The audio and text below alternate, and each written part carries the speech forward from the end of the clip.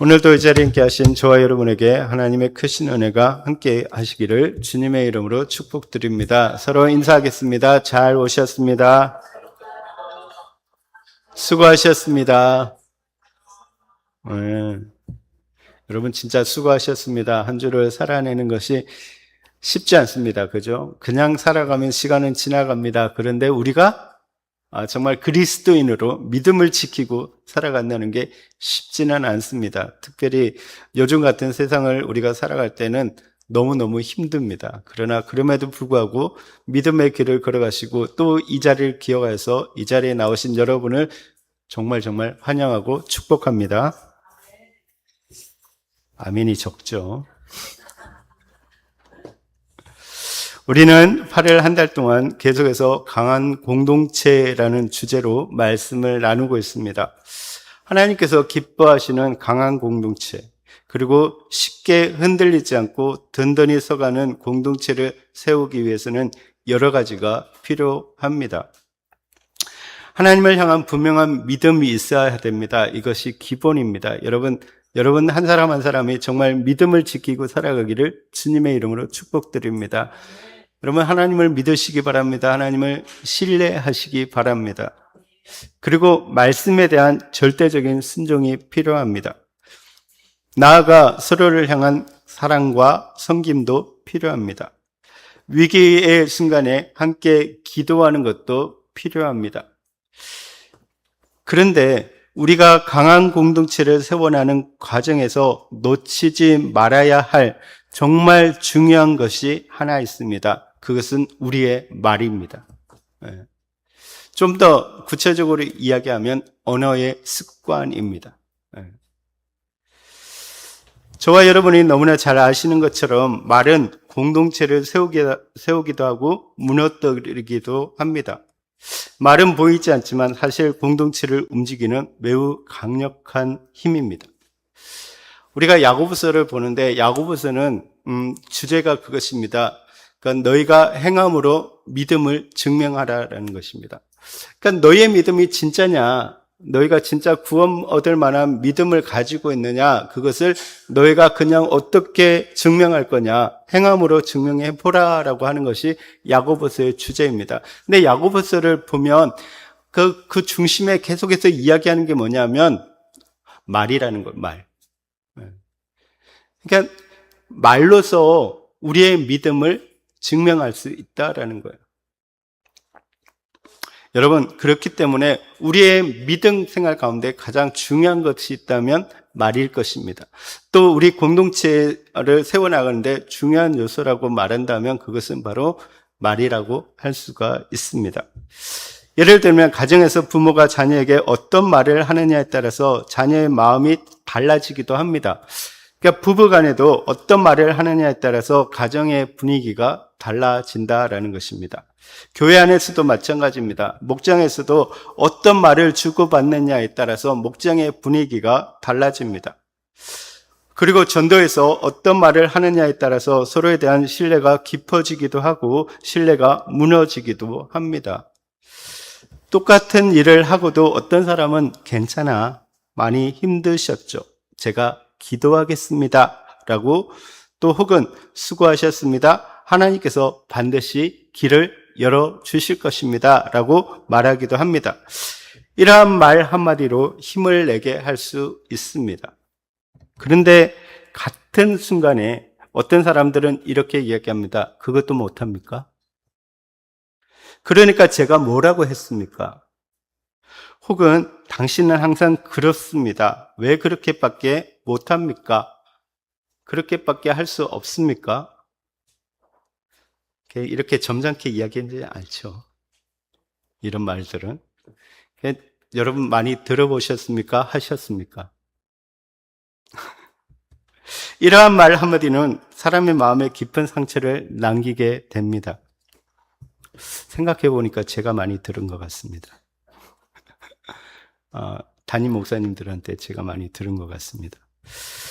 이런 면에서 오늘 우리가 생각해 볼 것은 나는 주로 어떤 말을 어떻게 하고 있는가입니다. 여러분은 어떻습니까? 여러분은 어떤 말을 어떻게 하고 있습니까? 이거에 따라서 사람이 살기도 하고 사람에게 힘을 주기도 하고 힘을 빼기도 하고 낙심하기도 합니다. 여러분 어떻습니까? 사람에게 힘을 주는 사람입니까? 사람을 낙심케 하는 사람입니까? 이 시간 한번 생각해 보기를 바랍니다. 오늘 본문은 우리 제자들 교회가 강한 공동체로 세워나가기 위해서 어떤 말을 어떻게 해야 되는지에 대해서 성경적으로 가르쳐 주고 있습니다. 오늘 말씀을 통해서 우리의 말이 바뀌어지고 언어의 습관이 바뀌어지고 우리의 가정이 바뀌고 목장이 바뀌고 우리 교회가 더욱 강한 공동체로 세워지는 은혜가 있기를 주님의 이름으로 축복드립니다. 오늘 본문을 보면 본문은 각기 다른 세 가지 상황 속에서 하는 각기 다른 두 종류의 말을 했을 때 일어나는 결과를 대조하고 있습니다. 먼저 1절을 보시면 1절은 뭐라고 되어 있습니까? 유순한 대답은 분노를 시게 하여도 과격한 말은 노를 격동하느니라. 보시면 상황은 이런 것 같습니다. 어떤 상대가 화가 난 상황입니다. 화가 난 상황. 그런 상황 속에서 유순한 말을 할 것이냐 과격한 말을 할 것이냐에 따라서 결과가 달라진다라는 것을 대조하고 있습니다. 결과적으로 유순한 말을 하게 되면 스스로 제어할 수 없을 정도로 화가 난 상태, 그러니까 분노한 상태. 이 분노라는 것은 화가 막 뭉쳐져 가지고 도저히 내가 어떻게 할 수 없는 그런 화가 난 상태, 분노의 상태. 감정을 조절할 수 없는 그런 상태를 이야기하는데 그때 유순한 말을 하게 되면 그 노가 식어진다는 거예요. 그러니까 좀 그 노를 가라앉히게 된다는 것이죠. 반대로 그렇게 화가 난 상대에게 과격한 말, 그러니까 상대의 마음에 상처를 주거나 더 고통스럽게 하는 말을 했을 때는 상대의 노가 더 악화된다는 거예요. 더 상승하게 된다라는 것입니다. 여러분, 우리가 지난 시간에도 말씀드렸지만 사람들이 살아가면서 사람 사이에 갈등이나 문제는 없을 수가 없습니다. 갈등은 생길 수밖에 없습니다. 그죠? 말다툼은 할 수밖에 없습니다. 그런데 가정에도 그렇게 생길 수 있고 부부 사이에도 그렇게 갈등이 생길 수 있고 목장 안에서도 그렇고 교회 안에서도 마찬가지입니다. 왜 갈등이 생깁니까? 우리가 사람이기 때문입니다. 그러니까 모두 다르기 때문이죠. 생각도 다르고 성격도 다르고 살아온 환경도 다르고 경험이 다릅니다. 그런데 갈등은 어디나 생기지만 그 갈등이 생겼을 때 중요한 것은 서로에게 어떤 말을 하느냐가 중요하다라는 것입니다. 1절에서 말하고 있는 것처럼 갈등 속에서 누군가가 다른 누군가에게 과격하게 말한다면 상대는 본능적으로 더 과격하게 말할 수밖에 없습니다. 그래서 앞서 이야기한 것처럼 그렇게밖에 못해? 라고 이야기하면 화가 난 상태에서 어떻게 대답합니까? 왜 저에게 그런 식으로 말하죠? 라고 이렇게 점잖게 이야기하면 그분은 참 좋은 사람입니다. 지금 나한테 뭐라 그랬어? 지금 나하고 해보자는 거야? 라고 말할 수 있다는 거죠. 제가 뭘 그렇게 잘못했습니까? 당신은 그렇게 잘났어요? 이렇게 나올 수 있다는 거예요. 이렇게 한마디씩 주고받다 보면 작게 시작했던 갈등이 어떻게 됩니까? 걷잡을 수 없을 정도로 커지게 된다라는 것이죠. 그래서 야고보 사도는 이렇게 말합니다. 야고보서 3장 6절 말씀입니다. 같이 읽어볼까요? 3장 6절. 시작. 혀는 곧 불이요 불의 세계라. 혀는 우리 지체 중에서 온몸을 더럽히고 삶의 수레바퀴를 불사르나니 그 사르는 것이 지옥불에서 나느니라. 아멘. 혀는 뭐라고요? 불이라는 거예요. 불의의 세계라. 혀는 우리 지체 중에서 온몸을 더럽히고 삶의 수레바퀴를 불사르나니 그 사르는 것이 지옥불에서 나누니라. 그러니까 우리가 서로 한마디씩 주고받다 보면 어떻게 되는 거예요? 불처럼 막 타오르는 거예요. 결국은 그 싸움은 어떻게 말릴 수가 없는 상태로 가버린다는 거예요. 그리고 같은 장 8절에서 보면 사도 야고보는 이렇게 이야기합니다.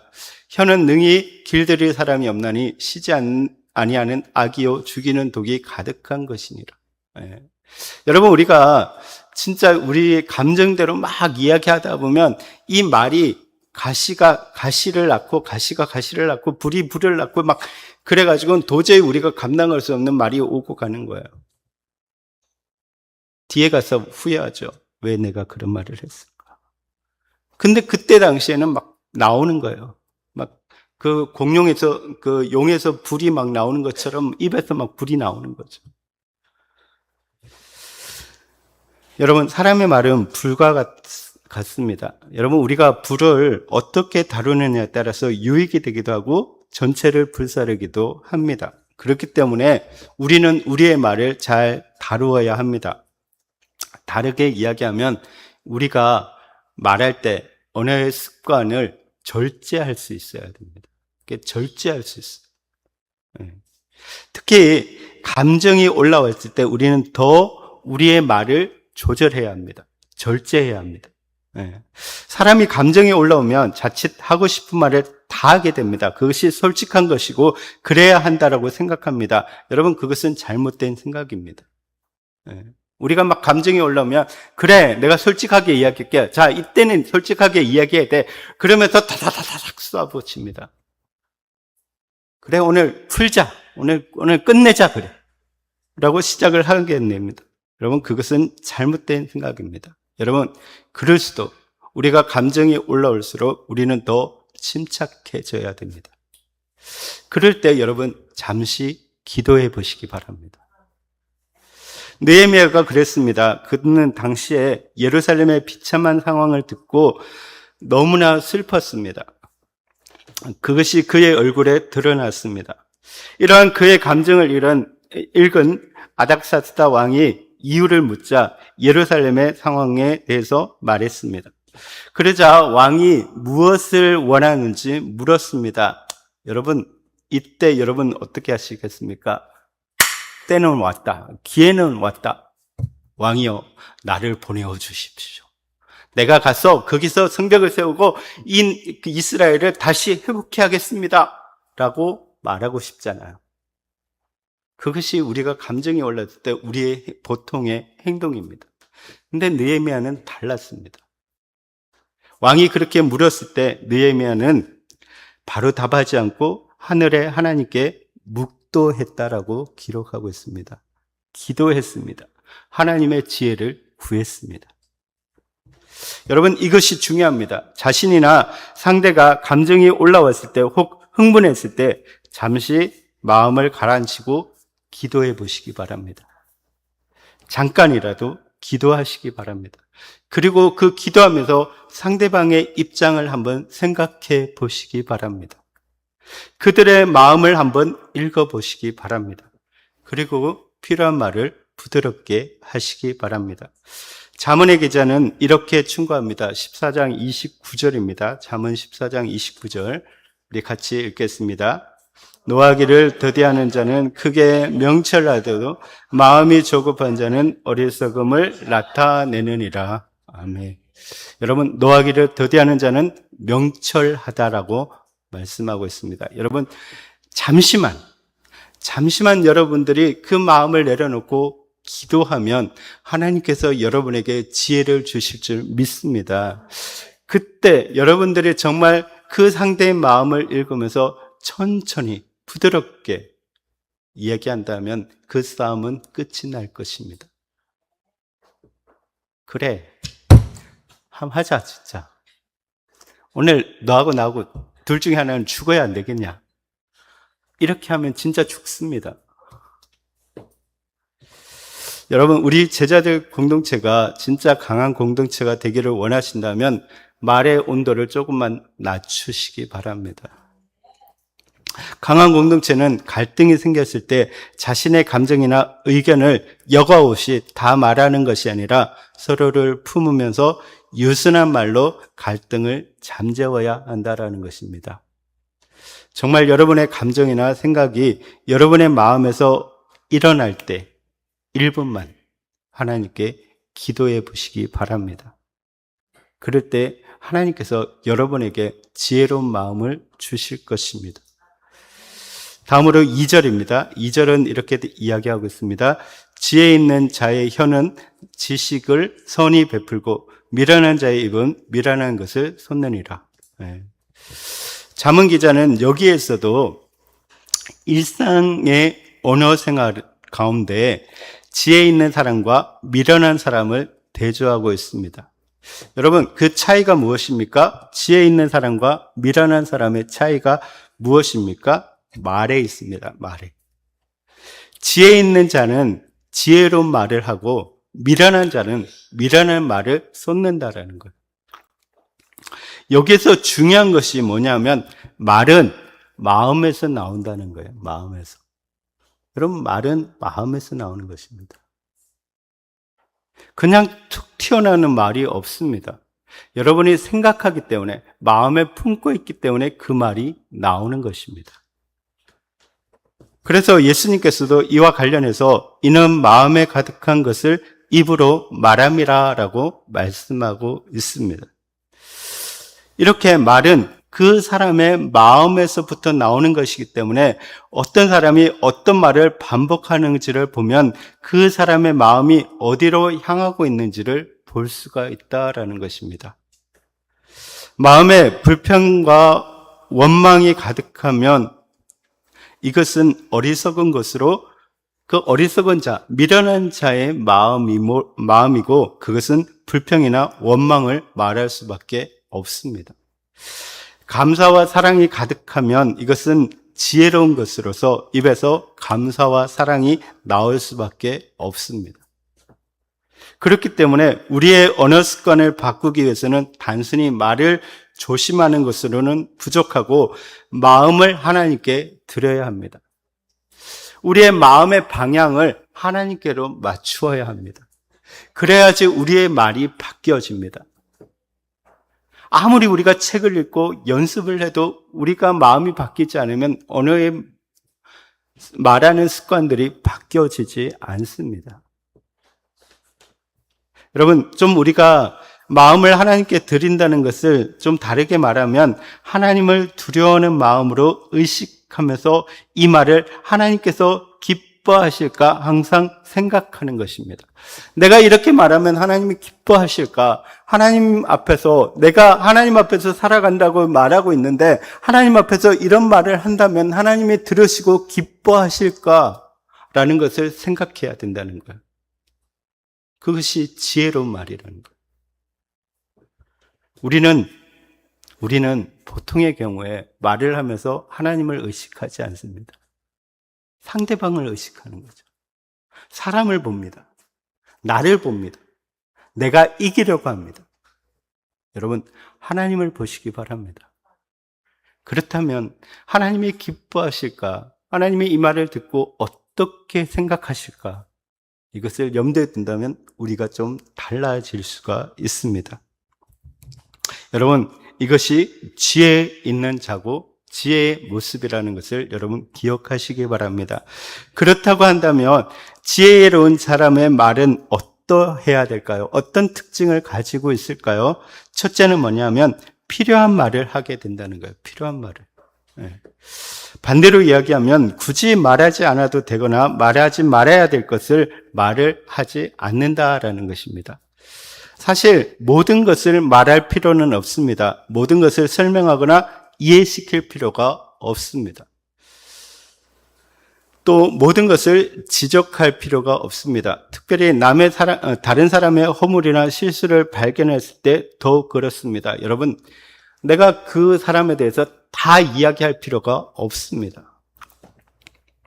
정말 건강하고 지혜로운 사람이나 공동체라면 내가 저 사람에게 말해서 저 사람의 허물이나 실수를 고쳐줘야 되겠다라는 그 생각하기보다는 내가 저 사람을 어떻게 하면 도울 수 있을까? 아니면 저 사람이 자신을 돌아볼 수 있도록 기도해 줘야 되겠다라고 생각하는 것이 먼저인 것입니다. 여러분, 그 애들에게 충고하기에 앞서서 기도하시기 바랍니다. 그리고 충고하기에 앞서서 그들을 먼저 도와주는 여러분 되시기를 바랍니다. 저 사람이 저 부분에서 부족하고 연약하구나.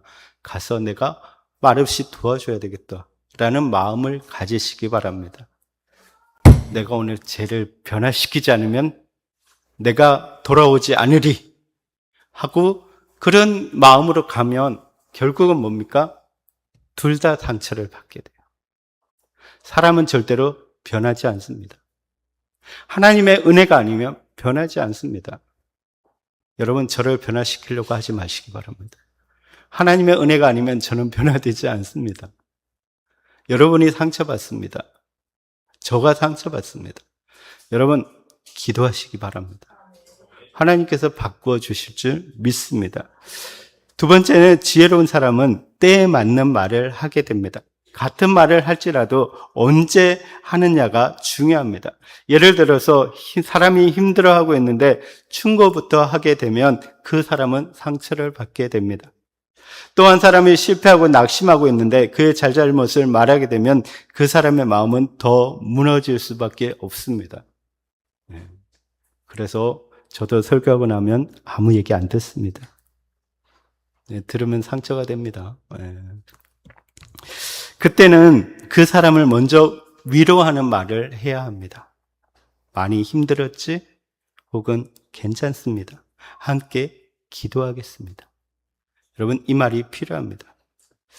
여러분, 요즘 이호선 교수님이 나와서 이제 상담하고 이렇게 말을 하는데 그때 제일 인상 깊었던 말이 뭐냐면 팩터의 언어를 쓰지 말고 고백의 언어를 쓰자는 거예요. 우리는 사실은 누구나 다 말할 수 있습니다. 잘못은 지적할 수 있습니다. 그러나 우리에게는 사랑의 언어가 필요합니다. 우리는 위로의 언어가 필요합니다. 여러분들이 기도하시기 바랍니다. 그래, 힘들었어? 진짜 힘들었겠구나. 그래, 내가 기도해 줄게. 근데 너는 그것밖에 못하니? 꼭 그렇게 이야기했어야 됐어? 가 아니라 그래, 진짜 힘들었겠다. 내가 기도해 줄게. 내가 도울 일은 없니? 라고 말하는 것이 필요하다라는 것이죠. 여러분, 맞는 말을 했는지 틀린 말을 했는지가 중요한 것이 아니라 때와 상황에 맞게 하는 것이 지혜로운 것입니다. 세 번째는 지혜로운 말은 사람을 살리는 말을 하게 됩니다. 잘 아시는 것처럼 어떤 사람은 이번 주 교회에서 들은 말 한마디 때문에 다시 힘을 얻게 되고 또 한 주를 기쁘게 살아가기도 합니다. 어떤 사람들은 이번 주에 교회에서 들은 그 말 한마디 때문에 한 주간을 죽을 마음으로 살아가기도 합니다. 여러분, 정말 사람을 살리는 말을 하시기를 주님의 이름으로 축복드립니다. 여러분, 우리가 인사하지 않습니까? 한 주 수고하셨습니다라고 인사할 때 진짜 진심을 담아서 여러분 옆에 사람들을 이렇게 칭찬해 주시기 바랍니다. 여러분, 한 주 살아가는 게 여러분들도 힘들지만 옆에 있는 사람도 힘듭니다. 그러니까 여러분들이 정말 한 주 동안 살아온 동안에 진짜 수고했어 라고 해주는 것이 필요합니다. 다시 한번 인사하겠습니다. 한 주 동안 살아오시느라 수고했습니다.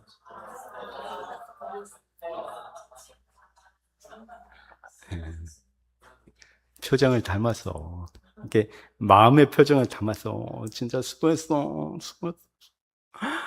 수고했어. 이게 필요하잖아요. 인상을 쓰면서 수고했어. 이건 뭐예요? 직장 상사가 부하 직원한테 야, 수고했어. 이거잖아요. 우린 서로 간에 어떻게 해야 된다고요? 진짜 사랑하는 마음으로. 여러분의 애교를 다했어. 수고했어요, 권사님. 우리가 좀 살리는 말을 해야 되겠습니다. 마지막으로 4절입니다. 온순한 혀는 곧 생명나무이니 패역한 혀는 마음을 상하게 하느니라.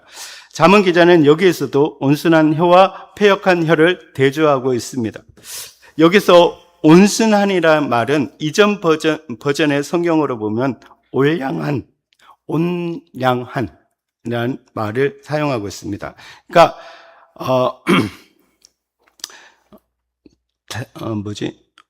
따뜻할 온, 어질 양. 예.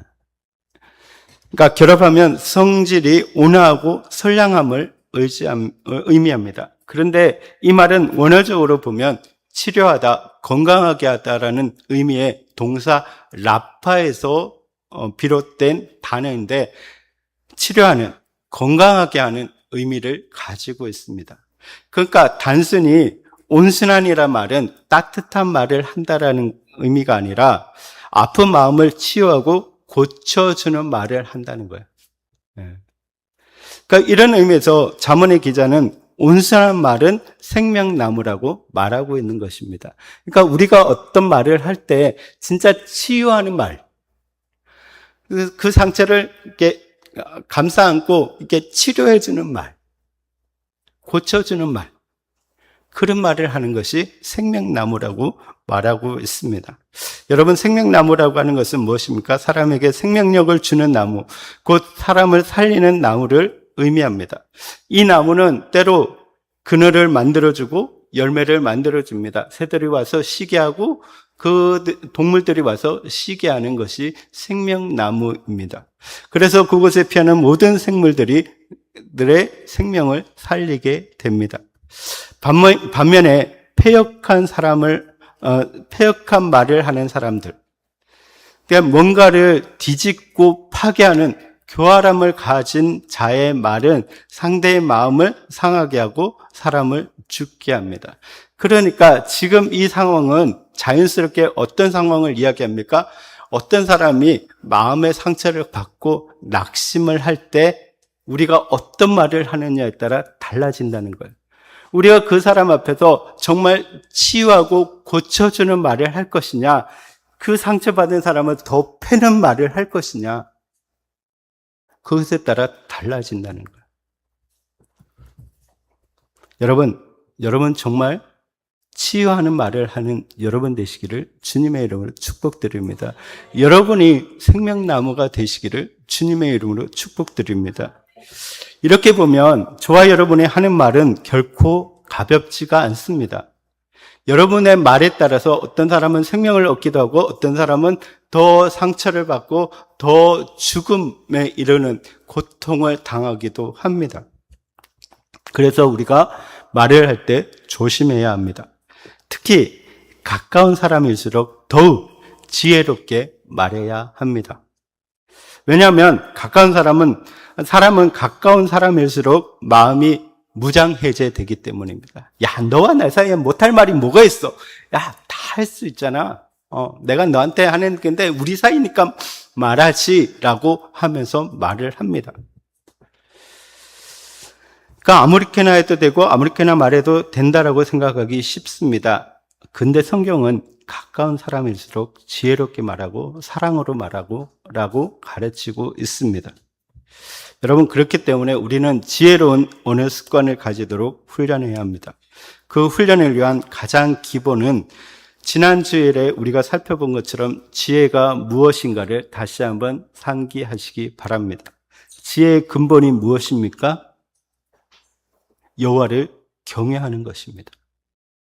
하나님을 두려워하는 마음으로 하나님을 의식하면서 하나님의 사랑을 가지고 말을 해야 한다는 것입니다. 여러분, 하나님을 기억하시기 바랍니다. 제가 계속해서 말씀드리는 거지만 우리가 정말로 하나님 앞에 살아간다면 우리의 눈과 우리의 마음을 하나님께 맞출 수 있는 여러분 훈련을 하시기 바랍니다. 이것은 그냥 되는 게 절대로 아닙니다. 절대로 우리 마음속에서 하나님을 의식하는 마음이 생기지 않습니다. 연습을 해야 합니다. 고개를 돌려서 하나님을 바라보는 연습을 해야 합니다. 그래서 날마다의 삶에서 하나님을 의식해야 합니다. 그래야지 우리가 지혜로운 말을 할 수가 있다라는 것입니다. 여러분, 근데 오늘 본문에서 우리가 한 가지 더 기억해야 되는 것이 3절입니다. 여호와의 눈은 어디 있어든지 악인과 선인을 감찰하시느니라. 잠언 기자는 우리가 하는 말을 누가요? 하나님께서 보고 계신다는 사실을 가르쳐 주기 위해서 여호와의 눈이라는 말을 쓰고 있습니다. 여러분, 사람은 그 상대방의 마음의 소리를 못 듣습니다. 저나 다른 성도들도 그것을 듣지 못합니다. 어떤 누구도 그 사람의 마음의 소리를 들을 수가 없습니다. 그런데 하나님은 들으십니다.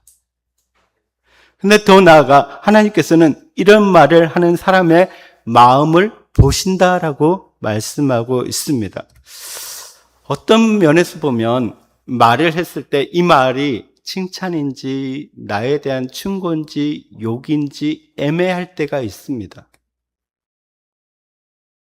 그러나 하나님은 그 말을 하는 사람의 마음을 보시기 때문에 그 말의 진심을 압니다. 그래서 우리가 그것이 악한 마음에서 나오는 것인지 선한 마음에서 나오는 것인지 하나님이 듣고 보고 판단하신다는 것. 우리는 그 말에 대해서 그냥 스쳐 지나가지만 하나님은 그 말한 사람들을 보고 계시고 판단하고 감찰하고 계신다는 것. 그러므로 우리는 언제나 말을 조심해야 합니다. 아니, 우리의 마음을 조심해야 합니다. 예수님께서는 마태복음 12장 36절과 37절에서 이렇게 말씀하시고 계십니다. 우리 같이 읽겠습니다. 내가 너에게 이르노니 사람이 무슨 무익한 말을 하든지 심판날에 이에 대하여 신문을 받으리니 내 말로 어렵다함을 받고 내 말로 정죄함을 받으리라. 여러분 두렵지 않습니까? 심판날에 예수님께서 우리의 말했던 것, 우리가 어떻게 보면 말하고 그냥 지나갔던 그 말을 판단하시고 심판하신다는 거예요. 여러분, 말은 가볍지 않습니다. 말에는 영적인 책임이 있습니다. 그러므로 우리가 또 저와 여러분이 우리 교회를 강한 공동체로 세우시기 원한다면 오늘부터 우리의 언어 습관이 바뀌어지기를 주님의 이름으로 축복드립니다. 여러분, 비난하기보다는 격려의 말을 하시기 바랍니다. 험담하기보다는 기도하는 습관을 가지시기 바랍니다. 불평하기보다는 감사하는 말을 하시기 바랍니다. 정죄하는 말보다는 회복하는 말을 하시기 바랍니다. 상처 주는 말보다는 생명을 살리는 말을 하는 우리의 모습이 되시기를 바랍니다. 그래서 여러분, 우리 공동체가 이런 말을 많이 사용했으면 좋겠습니다. 한번 따라 하시겠습니다. 감사합니다. 수고하셨습니다. 제가 기도하겠습니다. 괜찮습니다. 함께 하겠습니다. 네, 이렇게 감정 없이 하면 안 돼요. 우리가 같이 진짜 감사하면서 감사합니다. 서로에게 감사합니다. 수고하셨습니다. 네, 이것도 감정이 있어요. 감정이 있어요. 수고하셨어요. 진짜 수고하셨어요. 진짜 수고하셨어요. 네. 제가 기도하겠습니다. 제가 기도하겠습니다. 진짜 우리 권사님을 위해서 기도하겠습니다. 네. 보면 알잖아요. 이분이 기도할지 안 할지. 진짜 기도하는 마음으로 기도하겠습니다. 네. 함께 하겠습니다. 하나님께서 일하심을 믿습니다. 집사님, 권사님, 장로님, 이거 우리가 좀 따라했으면 좋겠습니다. 성도님께서 계셔서 참 감사합니다. 우리 옆에 한번 우리 집사님, 권사님, 장로님, 성도님 계셔서 너무 감사합니다.